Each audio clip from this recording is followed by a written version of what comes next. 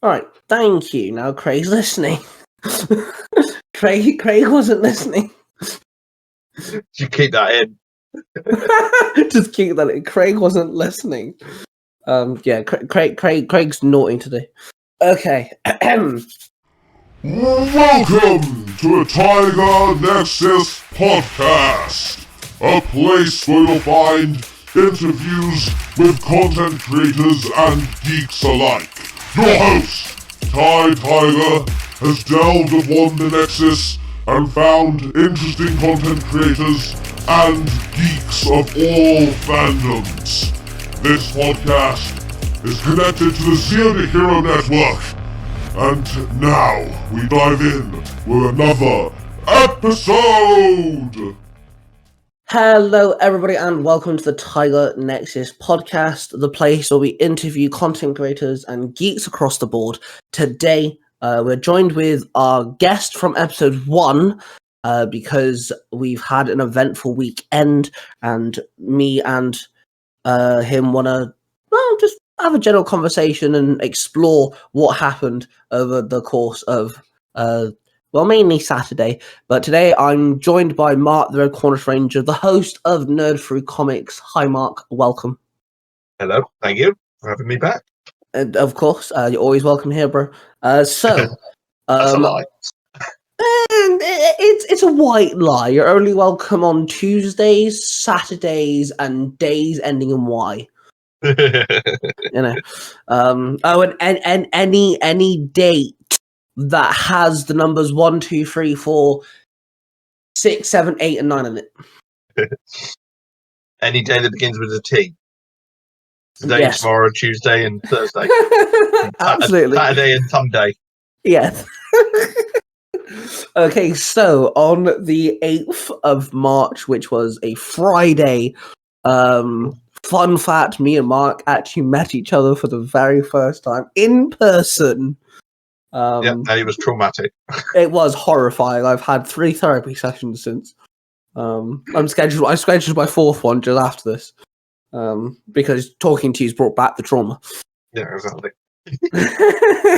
But no, it was good. It was insane. The day dragged on. I don't know about you, but for me, the day just took forever.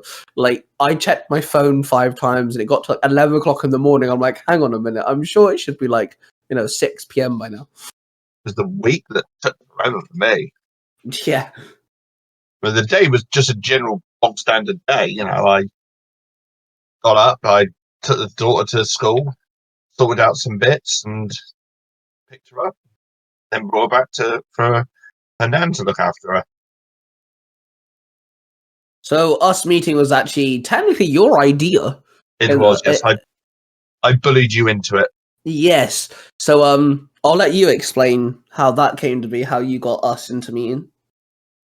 Well, basically, Savannah brought me the tickets to go to the con, which I went to last year, which was the first one I went to. I'd only slightly planned on actually going. I was going to wait until I saw what the guest list was before I decided, but then she brought me them as a Christmas present. So that just made the decision, and I just thought to myself, well, hang on, Ty is pretty much... Exeter is pretty much halfway between me and Ty. Why don't I try to get him to come down? So I just went into full-on bully mode and tried to convince you to come, and yeah, you did. Yeah, so on my end, obviously you messaged me, you let me know the Comic-Con was happening, and I think the only things that made it a bit troublesome was, one, I have 2 cats, which are only 9 months old, which isn't, too bad, but it was the first time I left them alone completely by themselves for 2 days, but luckily my parents are willing to come and check on them on the Saturday, which is cool. And then also the day after we got home, it was Logan's birthday. He turned 5 on the Monday. So it was more of a case of, can we do it? And then when I thought about roping my friend James into the equation, I was like, that will make money a little easier because we split the hotel room in half, the money for it. So, that kind of made it a little easier on us. And yeah, it was a blast, and I'm glad that I did it because it was my first Comic-Con. It was my first time wearing a cosplay outfit outside. Because, okay, granted, I've got 3 cosplays now. 2 of them are OCs, but they still count as cosplays. And I never wore my Ben 10 outfit properly in the first place, but I wore it out and about. And also, it was the first time meeting you, so that weekend was just full of firsts. Definitely. You know, and I'm glad when it comes, no offense, Zero to Hero a lot, because I know a lot of the Zero Hero people do actually listen to my podcast, but I'm glad you were the first person I met, to be fair. I think out of everyone, I think, you know, because we're both English, we're the Brits of the group, but also, if you yeah, with the outcasts, yeah. But also, like, you know, I think Willie would be the only other person I'd really want to meet firsthand, because obviously we're the 3 Ranger Bros. You know, yeah. So I mean, I did try making the suggestion to him, but obviously it's not easy for him. It's a lot harder for an American to come to the UK for sure. Yeah, but like Exeter was in between us. Yep, literally. And like for him, the drive was really easy as well, because where I'm from, Devon, I go there quite often to go see my family and stuff. So my fiance Nia, she knew technically where she was going, because we've actually stopped at that service station we slept at. You know, we've stopped there several times as a service station. So she kind of knew where she was going. So it wasn't stressful or anything. It was just a nice drive down. The weather wasn't too shabby. It got worse, I think, as the night went on. We got a bit rained on, didn't we?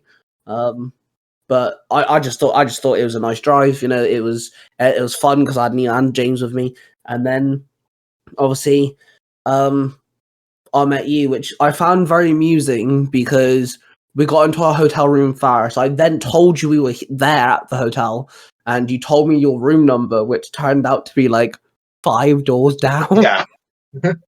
So funny story. We actually went to Mark's door, and you messaged the group chat saying, "Oh, sorry, no, you messaged the group chat talking to Willie because you're on his live first." But you said, "Sorry, Willie, my mum called," because obviously you're talking about your daughter and everything, which is fair.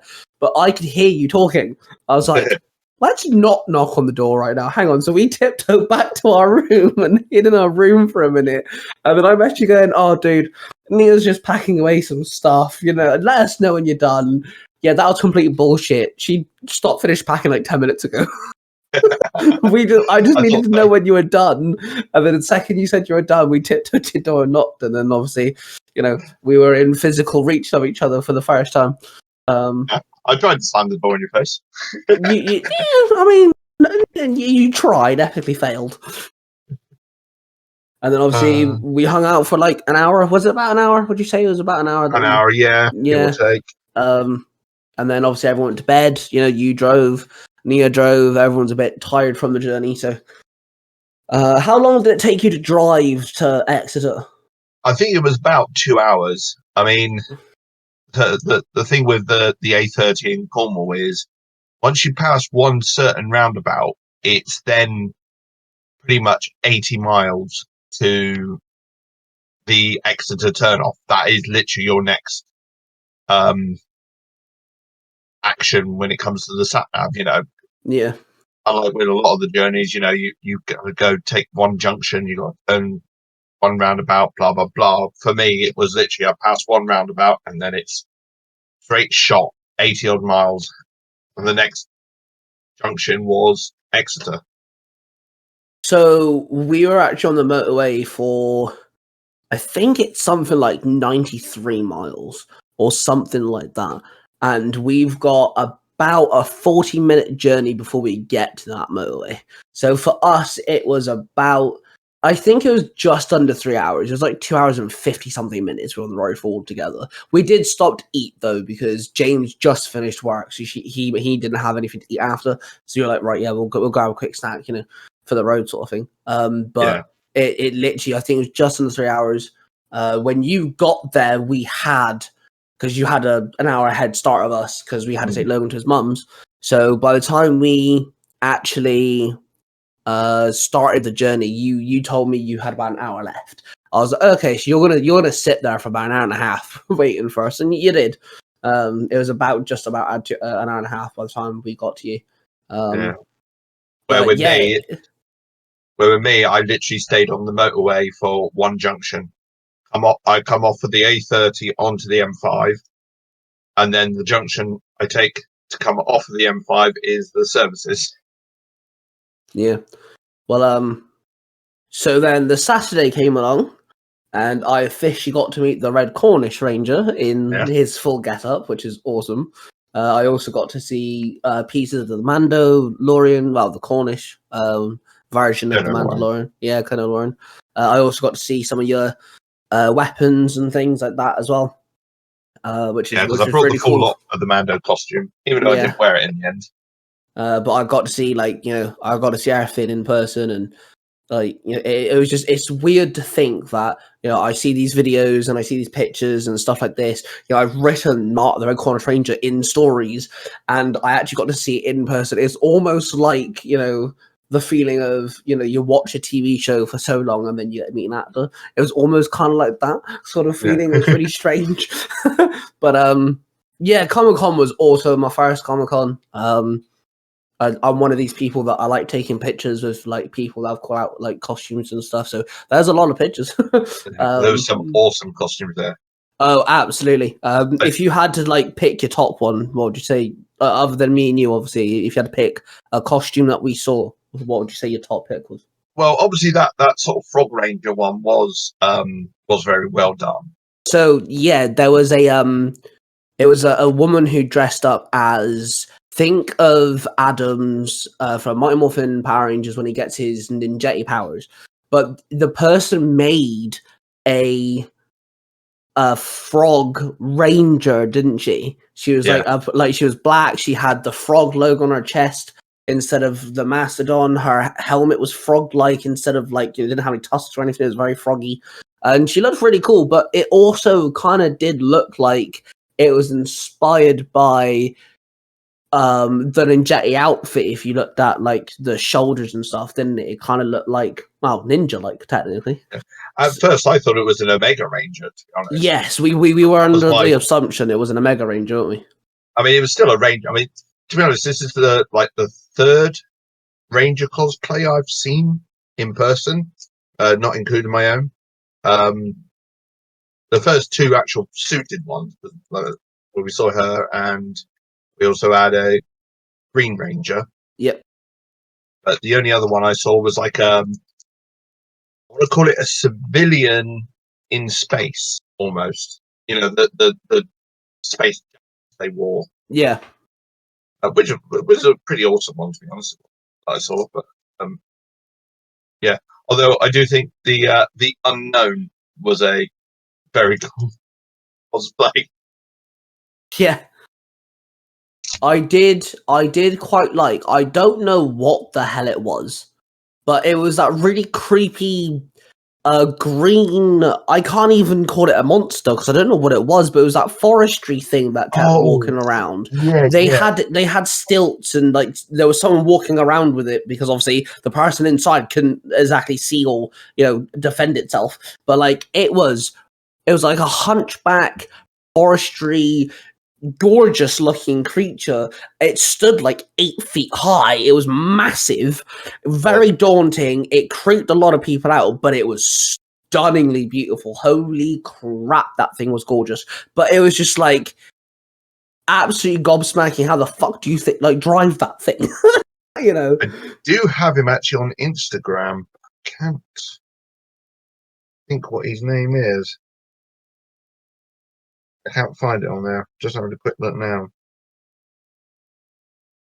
Yeah, he's one that's I saw him last year as well, and yeah, like you say, it's massive stilts, and I mean, even the guys from one of them was one of the judges. I've met him before at the Princess Pavilion one, and he walks around on stilts as well most of the time.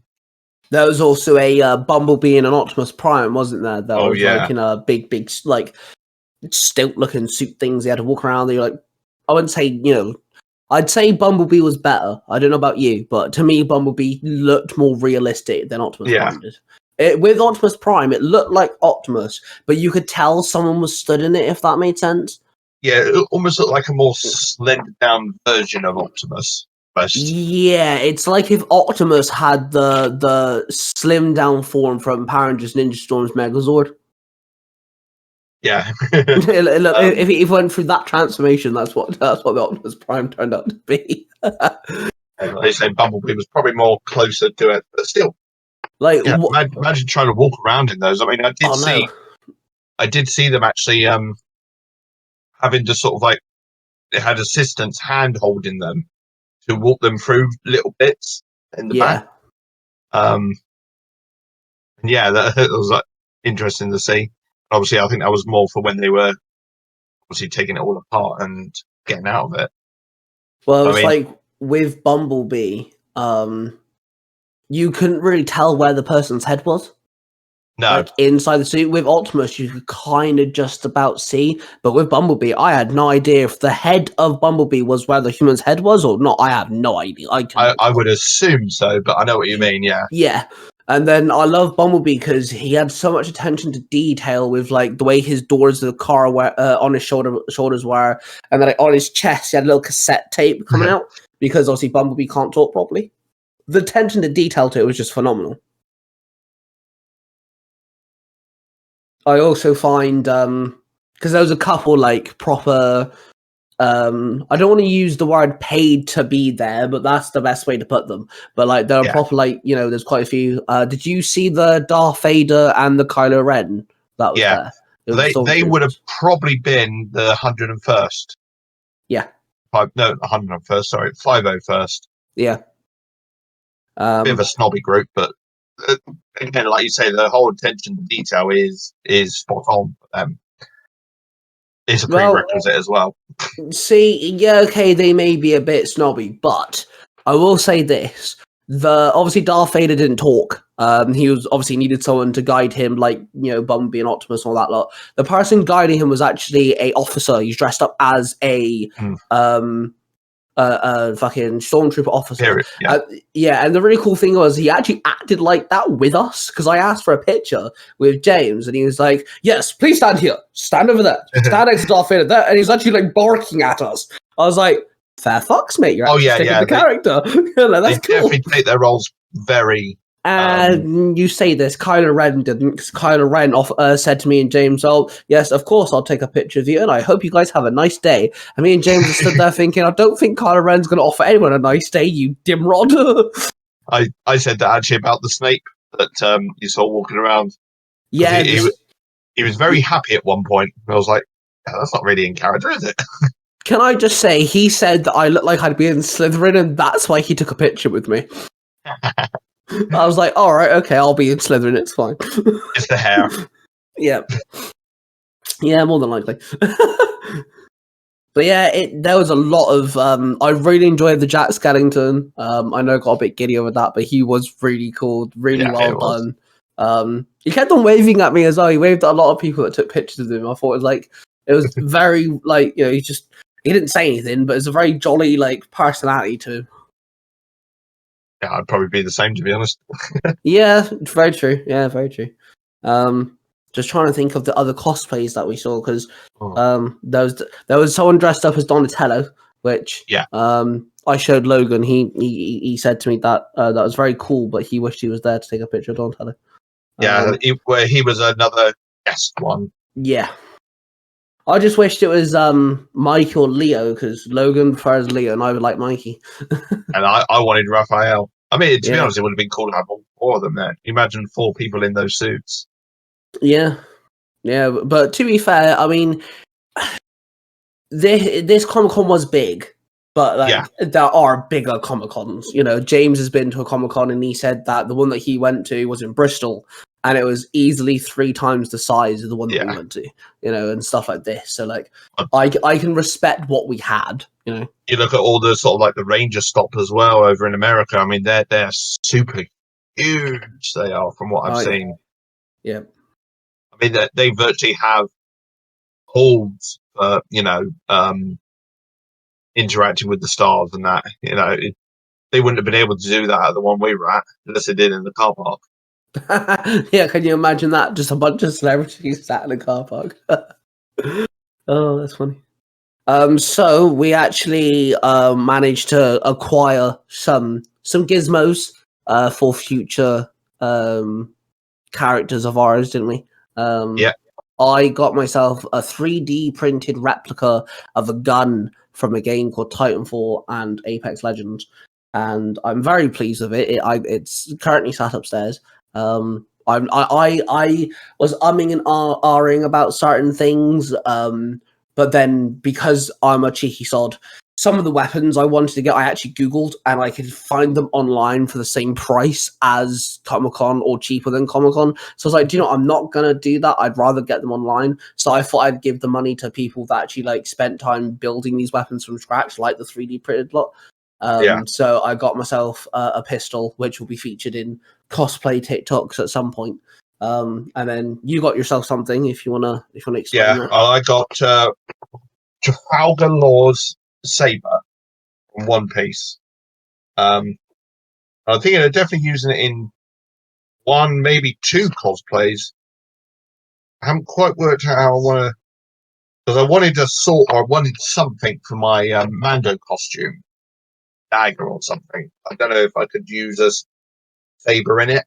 I mean, I have got a lightsaber, but it's not working very well, to be honest. It doesn't make any noise anymore. I don't want to sound like a bee running around with it. That'd be funny. Is it still really stiff in its when it's in its sheath? Oh, well, it definitely holds in there. It does. But, I'm not afraid to pull it, if you know what I mean. It's okay. It doesn't feel like it's going to stay there if I pull it, and it doesn't feel like it's going to break. It feels pretty sturdy and pretty. It doesn't even really wobble that much, considering it's foam. Yeah. You'd kind of expect a bit of a wobble, but it's not. It is reasonably solid. Yeah, it's got some like, you can tell it's quality foam. It's not just like cheaply made. So when Mark first bought it, we put everything in the car to then go walk around, so we're not carrying all the stuff. So I never actually looked at the sword. So when we actually got back to the car to actually leave the Comic-Con, I pulled out the sword whilst Mark was, taking all off his gizmos and gadgets and stuff. And I go to pull out the sword, and it doesn't exactly get stuck. That's the wrong word, but there's a lot of resistance to it. And I was actually afraid that if I was going to pull hard, it was going to break. And I was like, yeah, I'm not going to be the reason this breaks. So I just put it down. And then Mark did eventually, with a bit of a tug, he did manage to get out. Yeah. But yeah, at first, that sword just seemed like he didn't want to leave. that sword. I think it was mostly just your fear of kind of like not wanting to break it, which I can understand. You're like, don't want to damage anything. Where I was like, oh, well, I've paid for it, so if I break it, it doesn't matter. Yeah. How much did the sword cost you? I think it was 30 quid. Okay, that's not too bad then. Like, it is quality for. I've seen it in person. It is a decent sword. Yeah, the design is brilliant on it. Yeah, that's cool. So we did lightsaber training or lightsaber combat training. Sorry, and at first, I was a bit like, I don't know, I wouldn't say I was confused, but I was kind of thinking they actually do this sort of, like, I was more baffled and taken back that they actually do this. I thought it was really cool. They actually do this sort of thing. I didn't know this was a thing. We did combat training. Those two guys, they dressed up very Star Wars-esque. I don't know about what you think of them, but I thought they seemed very much in full-on Jedi robes and that. Yeah. And yeah, me and Mark obviously buddied up. I'm going to let you explain the color lightsaber you had, which is very fitting. I managed to get, I got given a red color lightsaber as well, which was perfect for, obviously, the Red Cornish Ranger. Yeah, and then do you actually remember the combat training? Yeah. Well, I remember it from the because I did it in the ChurroCon when it was there. And I remembered it from that time as well. And it's virtually the same as you do the 1, 2, 3, 4, which is you do 2 sort of chops at the top above your head, and then 2 down the side. And then you go to the sweep as well, which is kind of an upside down version of it, where you do the sweep underneath. And yeah, brilliant it was. It was just fun just to fight you, to be honest. Yeah, Yeah, so we actually walked around, and Mark was like, "Right, we're doing lightsaber training." I was like, "Are we?" And he's like, "Yeah, we're doing lightsaber training." And I was like, "Do I get a say in this?" And he just like signed us up, and I was like, "All right." So we had to wait for a couple hours, but yeah, we did lightsaber training. At least I came to get you for the sign up. It's not like I just signed you up without you knowing. Yeah, it'd be worse if you did that, I think. Yeah, but it Although I should have done that basically with the competition, maybe. go fuck yourself. So basically, they just give you the basic. They teach how to stance, and then they teach you to go overhead, under, and then they kind of give you a bit of a role play sort of sequence to learn of swords clashing. Someone uses the force, and then whoever uses the force kills the other person with a quick swipe across this torso somewhere. And yeah, it was just fun to do. It was about what 10 minutes. Cut your head off. It was about 10 minutes, wasn't it? Yeah, no, it felt like a bit longer than that. Mate, let's just give it an even number of 15. It's around about 15-ish minutes. And yeah, it was just a lot of fun to dick around with a lightsaber, and they were also really sweet guys. They dicked around with us. We joked and stuff. They joked with us, and they said that they do it across all of England, so that's pretty cool. Although, did you find that the speaker system, not just with theirs, but also with like the competition, the speaker system was very quiet, wasn't it? Utter trash, bro. Yeah. Yes, it was so bad, man. Like I'm glad I can lip read because that's how I understood what the guy said. Well, I don't know if you noticed because obviously I was wearing my helmet for the majority of the competition.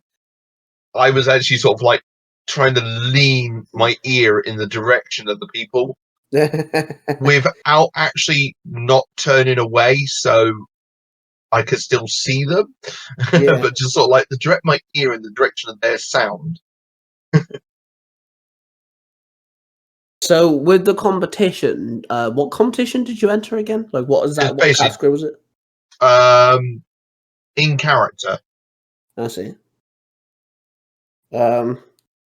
Do you think you should have come first, or were you okay with like, I don't know. I mean, obviously, you see a lot of these cosplayers around, and a lot of the cosplayers have made their own stuff. Now, where I have had stuff made for me is not actually mine. I had, I think it's Austin obviously made my shield. I had Ross make my helmet. I can never remember the guy's name that made my power coin. Obviously, Eternal made my sword.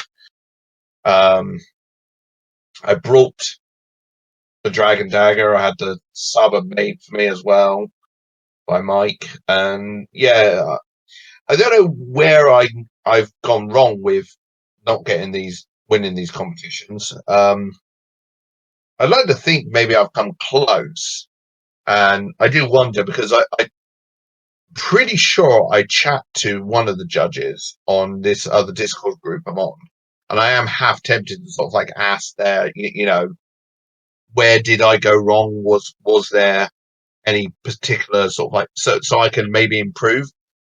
I mean, I even did think to myself to talk to the daughter's karate instructor, and I was thinking maybe I should learn some quick little techniques just to sort of like show off a little bit.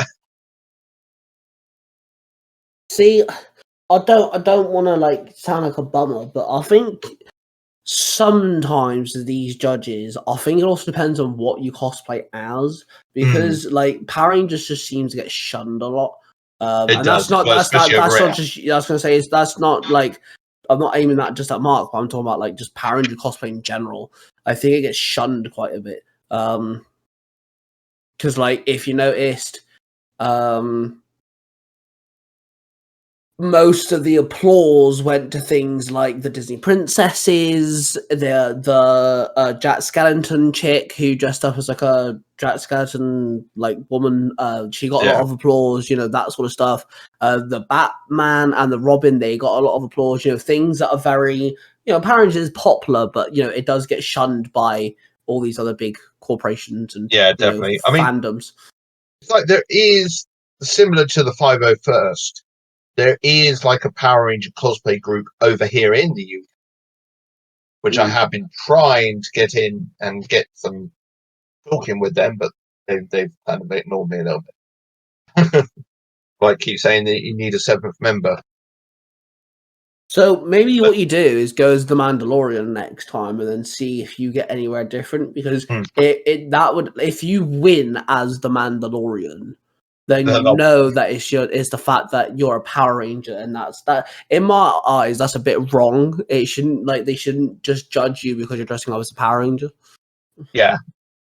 So yeah, that'd be interesting. I mean, I am obviously planning on going to another one at the Royal Cornwall Showground, and yeah, now I'm planning to go as the Colonelorian, then the Red Cornish Ranger this time. Being again, eyeless and green face paint as well, maybe. Yeah, but she talks too much to be a Yoda or a Grogu. It's an older Yoda. But with, I'm trying to think of what was my favorite cosplay that we saw that wasn't a professional or brought in to be a showground walker. I'd have to say the Frog Ranger was kind of cool. That was very well done. It was, yeah. That was pretty sick. There was a Star-Lord. I don't know if you saw the guy dressed up as Star-Lord. Yes, I did. Yeah, he had his own. Well, I don't think it was a boombox, was it? But he was playing music as he was walking around, which I think was brilliant. Nice little touch. There was a Deadpool walking around. He was really funny. We actually spoke to him. I don't actually know where you were when I spoke to the Deadpool. I don't know. I was somewhere.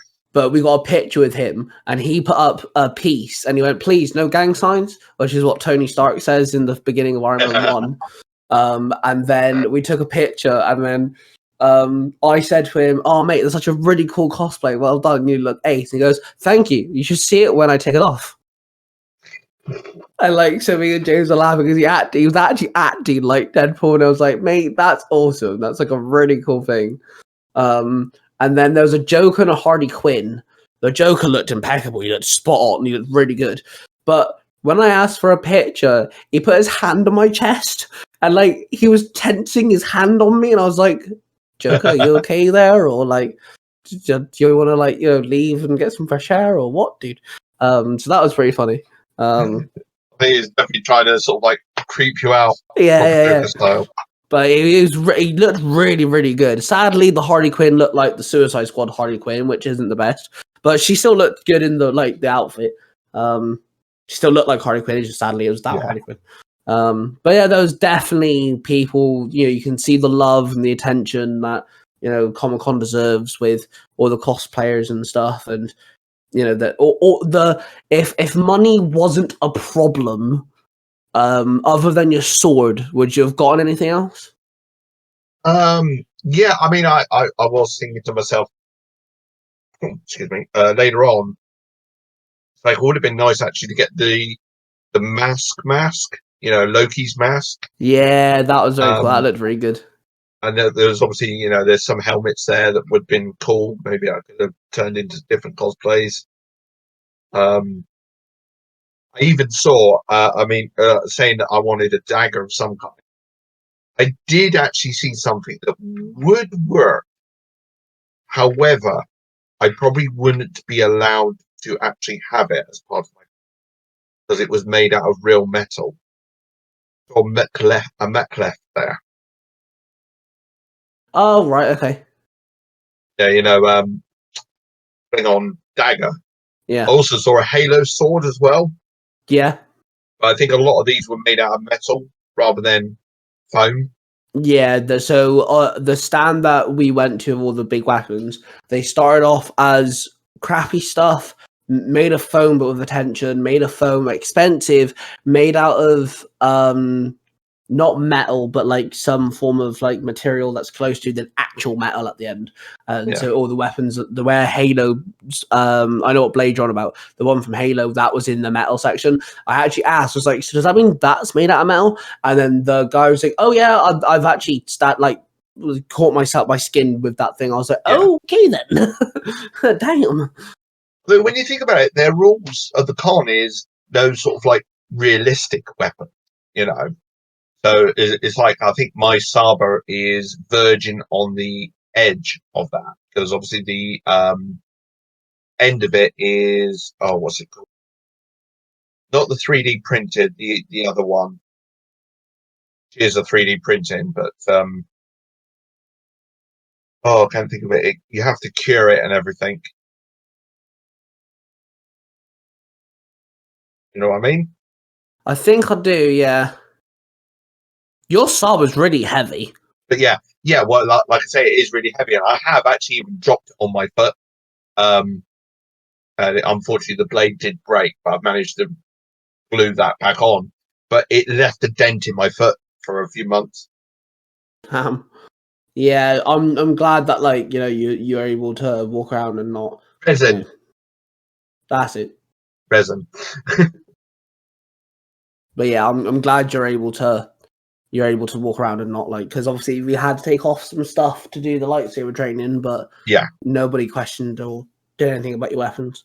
But yeah, it was, I don't know, for me, I think I'd have to spend a bit more money in the 3D printed guy, because there was quite a few things he had. Star Wars blasters, which my mate James got one, but I have to get two though, because like we were dicking around with the blasters in the hotel room after you left, and I was holding Star Lord's one. I was like, it feels weird. I'm only holding one. Star Lord has two. You know, it feels strange. So I think I'd have to get two of those. That's why I've got two. Well, I've got three technically with my Mando costume, but that's why I've got two hand blasters. Yeah, it does feel better with two. Yeah, I'm definitely gonna save up better for the next one. It's technically my birthday present, so everyone's kind of like chipping in and helping me out with it and stuff. So yeah, I'm hoping to save up. Yeah, a bit. Right. I want to be able to walk in there and not have to and R at what to get. I want to have the ability to go, well, if I want this and this, I can, sort of thing. I'm probably still going to be and R'ing, especially with, you know, with specific reasons of doing it. But yeah, I'll probably still be and R'ing a little bit. Well, my plan is to kind of get a few things for some more OC sort of cosplays, because I've been watching a lot of Ghost Galaxy, and he does, like, he's got his own Sonic character, his own Yu-Gi-Oh character, his own Avatar character, and all sorts of stuff. And he's just like, he's cosplaying, but it's his own stuff. I want to do something similar. So, like, for example, in the Comic-Con, there was one of the swords from Bleach. I was like, oh my god, I want it. I found it for the same price on Amazon. I was like, well, at some point I can get it and I can make my own fucking, you know, Shinigami from Bleach using that sword. I was like, I have to do that. That'd be really cool. So, like, I want to get myself a few things between now and August. So that way, when I get to this Comic-Con in August, I can focus on, like, the 3D printed stuff. Because, you know, people take time and money to making them. I'm like, yeah, I want to support people by doing that. And things like this. And I'm hoping to have a Power Ranger suit by that point, because I think I want to go as a Power Ranger next time. It's just I need to figure out what Power Ranger to go to. I might come up with like a list of characters that I'd want to do, like at least ones that actually have official suits made, and then I might, like, you know, talk to you, Willie, Jared, and all that lot, and kind of see where people, you know, what people vote on, and I might do it that way. I think the biggest problem with any Ranger cosplay is the helmets, because I mean, you can only get a few, we call them official ones, like with the Lightning Collection and the Legacy Collection. But anything else you want, you need to go down the 3D printed route. Yeah, no, I'm okay doing that. You know, I've got a couple months between now and, you know, middle of August, so I do have a little while to figure it out. And even if I can't make a full-blown outfit, I might go down the Yokai Shadow route, where, you know, he's got a helmet, but he's kind of made his own kind of like makeshift ranger, if that makes sense. So I might go down that route, because, you know, you're the Red Cornish Ranger, you've made your own ranger, but of course he's got his own suit. So, you know, I do make OCs all the time, so I might go down that route and kind of make like an OC sort of makeshift ranger. Talking about you in the Red Cornish Ranger suit for a second, we actually got pictures taken, didn't we? We actually got edited. I thank you, by the way, for paying for that, because that was actually on you. That's all right. Have you actually hung yours up? I have, yeah. It's literally in front of me. It is, along with the other one that I got in the TrailCon. You do realise you have forced yourself to look at my ugly mug every day now, right? Well, luckily, it's from a distance. It's not, it's not too clear. Okay, that's all right then. I haven't hung mine up yet because I don't have blue tack. So I need to get some and then I can put mine up. But yeah, I also got a picture of James as well, which looked like we came out of a Doctor Strange portal. That was kind of cool. I did tag you out in his Facebook one, by the way. Yeah, I saw that. Yeah, my friend James also found him as well. So basically, there's a guy taking pictures of people on the green screen, and then he would, you pick your background that's on display, and then he edits you into it. And it was actually quite funny watching us. Do you want to explain how when it comes to me and being taken a picture of? Obviously, it was green screen, and because Ty's jacket was green, his head, hands, and legs just kind of floated in. Yeah, I was literally just a pair of legs, hands, and a head. I was Rayman, just reverted. You had no body at all. Yep, I walked in with 3 people with me. I left with nobody.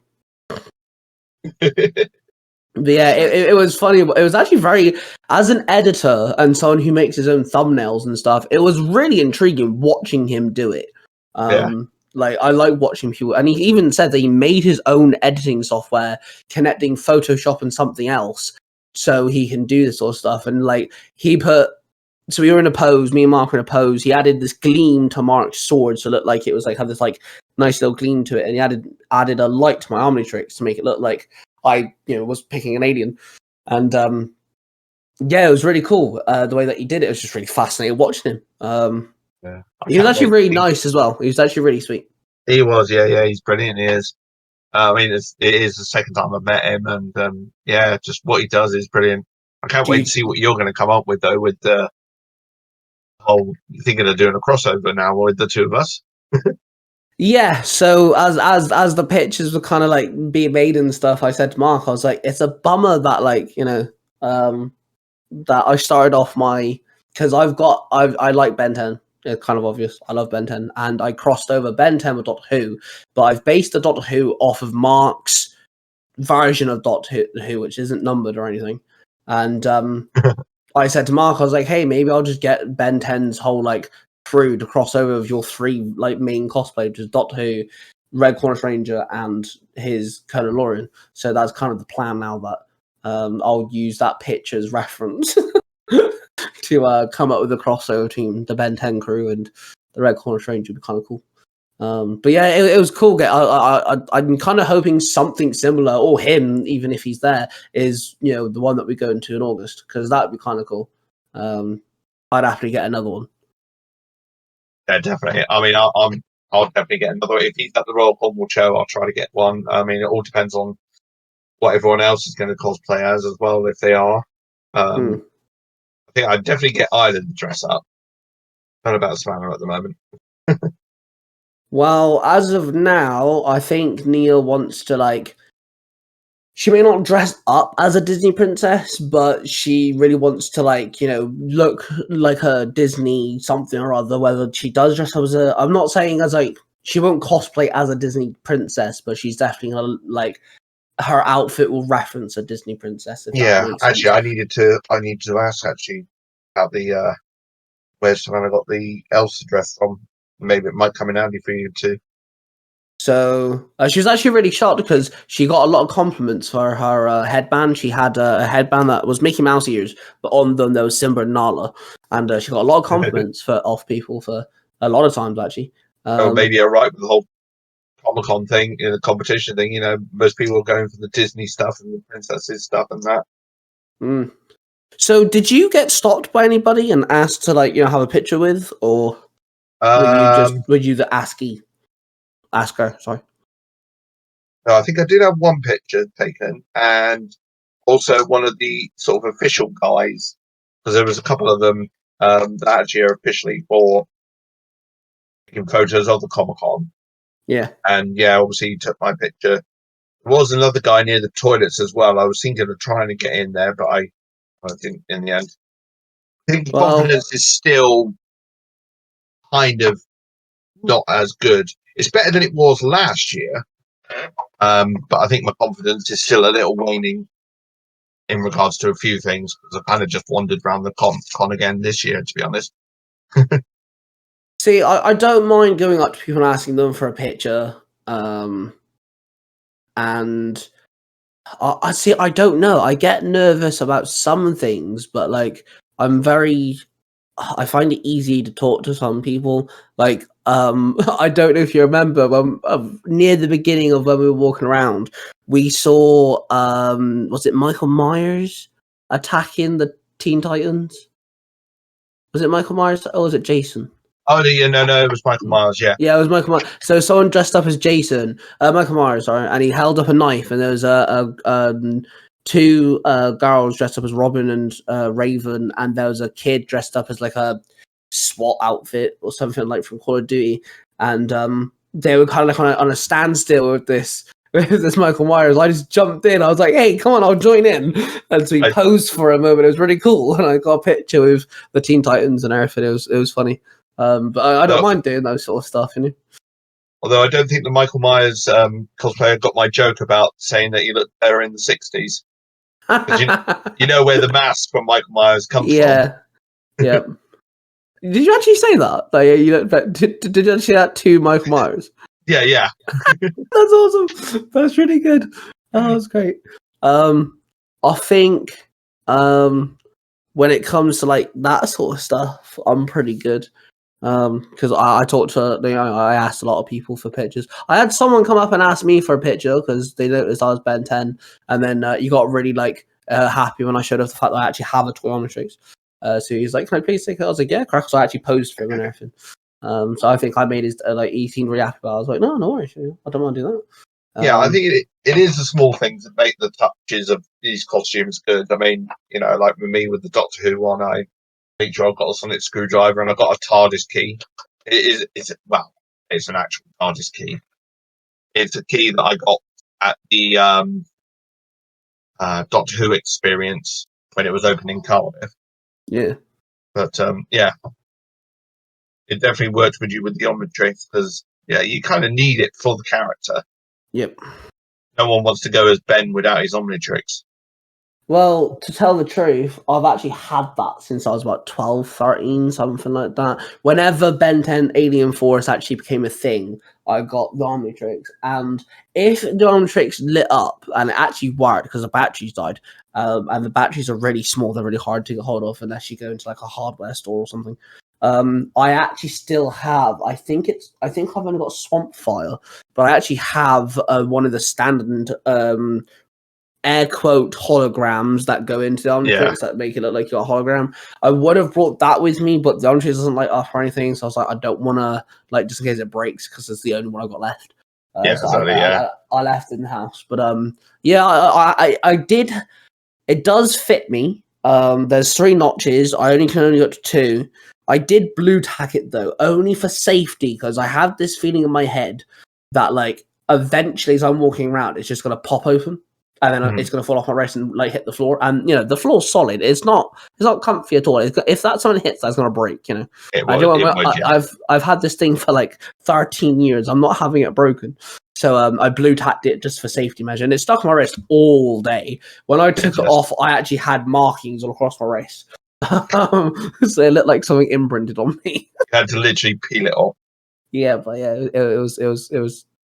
It wasn't painful or annoying at all, but you know that feeling when you eventually like take something off and you can feel your entire skin like breathe. It had that feeling to it. It was. Yes, fun. I know exactly how that feels, and that's how I felt when we went into the Exorcist services. You had it on just your wrist. I had it on my entire body. Yeah, that's very true. I was literally the I mean, okay, yeah, I have lost weight, but I was the token scene of, take the suit off, belly, flop out. So Comic-Con's March was your first one of the year. Mhm. Do you have any more planned for the rest of the year other than August? Well, yeah. Well, there's April is going to be the Royal Cornwall Showground. End of August is going to be the Princess Pavilion, which is the. Hang on. You might want to edit this bit because it'll probably take me a few minutes to find the name. 5 years later. And the rest. Where is he? Yeah, the one that I'm going to in the Princess Pavilion is the Comic, Movie, and Anime Festival, which is done by True Butterfly Foundation, which are the people, the director. I don't know if you call it director or the person that runs True Butterfly is the one that made the armor and the guns, all 3 guns, for my Mando costume. That's cool. And the money I paid for it went to the charity, which is it's a charity that helps children that have been abused kind of get into cosplay as a not quite an escape of reality, but to give them something to inspire to. I mean, they've had this one kid who has made a complete Master Chief costume. Oh wow! And yeah, it looks like I've seen it. I have, and it looks spot on. Yeah, sorry, Matt. The last year's when I went there. I mean, funny enough, I found these guys when I went to the Truro one. I think they were there at the Exeter one last year. They weren't this year, unfortunately. But the guy that runs it walks around in a full-on Groot suit as well. Yeah, I saw the Groot, so you showed us that. Yeah, and that looks sick. Yeah. He was like wandering around with a lot of other Guardians of the Galaxy cosplayers. I think he even had a rocket there as well. That's cool. Well, in August, the tables have kind of turned a little bit. Instead of us driving all the way through England and leaving Wales, you have to come to Wales. I do, in August. So it'll be a little bit of a different experience. Where you and your family are staying, we actually visit quite often. And if the distance between where the Comic-Con is and where you're staying, if you drove the opposite direction from the Comic-Con and drove the same distance, you'd actually end up in my house. Yeah. So, that's gonna be even weirder than meeting you in person. Yeah. But yeah, you're going to be bringing your daughter and your missus around this time around. I am, yes, yeah. So I get to meet Minnie, which would be awesome. For a fact, me and her are gonna get along like a house on fire. We're just gonna end up bullying you all day. Probably, yeah. And I mean, she's definitely going to dress up as I'm going to try to get her to dress up as the Pink Cornish Ranger. I'm going to redo her shield that I did for her last year. Again, I don't know if the other house is going to do anything, but I'll be definitely going to that one as the Red Cornish Ranger. Hence why I'm going to go to the Royal Cornwall Showground one as Colonel Lorien, because just kind of felt like a trade-off, to be honest. So are you going as?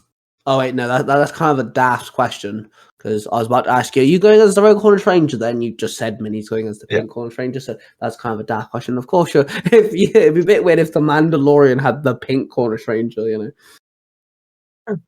I mean, and we both know why we're doing it, but we're not going to say too much.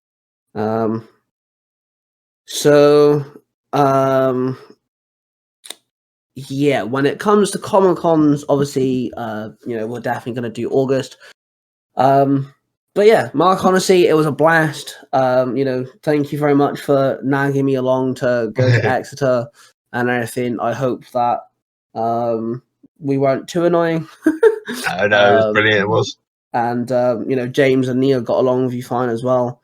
Well, so they say.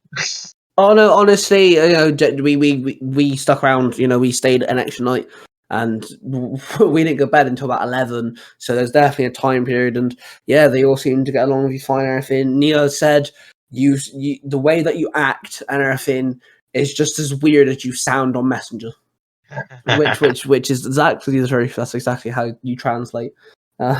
from someone digitally to someone in physical form. And yeah, Comic-Con, if it wasn't for the Zero to Hero people and everything, we wouldn't have met, and that means, we wouldn't have met each other in person, and Comic-Con wouldn't have happened as well as it did. So a huge shout out to the Zero to Hero familams. And yeah, if you guys want to see any footage from the Comic-Con, I did vlog it as best I could.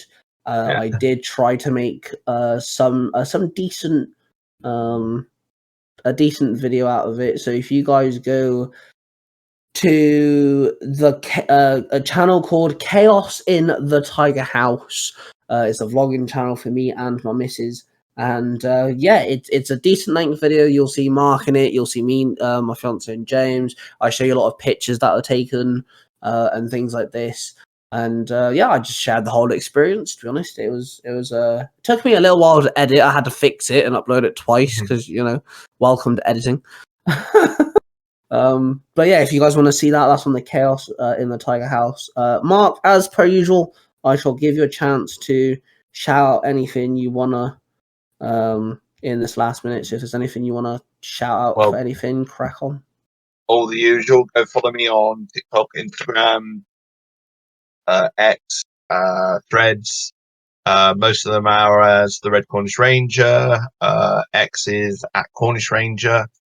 You also have my Cameo page, which is the Red Cornish Ranger. There's my YouTube page, and there is also a Twitch page. Not that I use Twitch much. I really need to use it a little bit. Also, you got my podcast as well, Nerds Through Comics, and I've got some brilliant episodes hopefully coming up on that soon, including new episodes to mention, jump in, and hopefully going to be doing the Deadpool Kills the Marvel Universe. I've got a few people already involved in it, the usual subjects like Ty and Willie and that. Did you just call us your usual subjects? Yes. That's gold, bro. That's gold. Because I am podcast royalty, all right? Fair enough. I mean, especially since I've now joined the Patreon page of Cypher Audios. So I'm going to get my name shouted out on the end of every Power Rangers The Audio drama. Cool. But yeah, I think that's all of them. There is also my Facebook page that I've created, which is Red Cornish Ranger and Associate. But yeah, still sounds like a law firm. But that's funny. Well then, guys, again, this episode was just us having a little conversation about our experience of meeting each other for the first time, and what we ran into and stuff. Again, if you guys want to go check out Mark, that's Nerds Through Comics. He adapts comic books into audio dramas fantastically, by the way. He's actually some of my favorite things to listen to, and he does have his own storyline with the Red Cornish Ranger, which I've actually written into several stories, and so is our third member of the Three Ranger Bros, which of course me and Mark are two members. The third member is Cosplay Dude 67, so you can find all of his story stuff on Spotify. You can find Power Rangers Universe 19, Storytime with Cosplay Dude 67, Sailor Moon E, and The Order. And then on YouTube there's the audio drama of One Piece and Nostalgia Time. I believe I just got all of them. I want to say yes. I might be missing one, but I don't think I am. But he has a lot. And then of course, make sure if you want to see Mark's voice presented in more voice act work, then check out the Tiger Tales YouTube channels. There's a few of them, and I believe Mark is currently in 4 of the 5, actually. There's only one you're not in, and the one that you're not in is all my original stuff. So yeah, at the moment. And I'm sure I'll drop by at some point. I do have plans, yes. So yeah, thank you guys for tuning in. Again, it was just a fun little episode for me and Mark just to chat and stuff. The next time Mark next time I host Mark as a guest in the Nexus, we'll be talking about Avatar: The Last Airbender, the live-action Netflix show, which will be at some point around the April-May mark of the year. And we'll definitely have Mark around again, and we can discuss that, where we'll be comparing it to the cartoon. We'll be talking about the good, the bad, and the ugly about it, and all that stuff. So, Well, I get the feeling you're going to be talking about those last two. well, Mark, if you wanted me to talk about the last, I'd have to talk about you. Sure. Didn't that coming. I had to dig you one last time. Remember, though, I've got my saber out. I've got my saber out. I have a gun. That Indiana Jones scene, isn't it? Yeah, bro. You swing around saber, bang, bitch. This is why an Indiana Jones Power Ranger crossover would never work. Yeah. Monster there. I'm big and strong. Pulls out revolver. Right then, guys. Thank you for tuning in, and of course, I shall see you in the next one. This podcast is a production of the Three Ranger Bros Studios, in association with Zio to Hero, the podcast.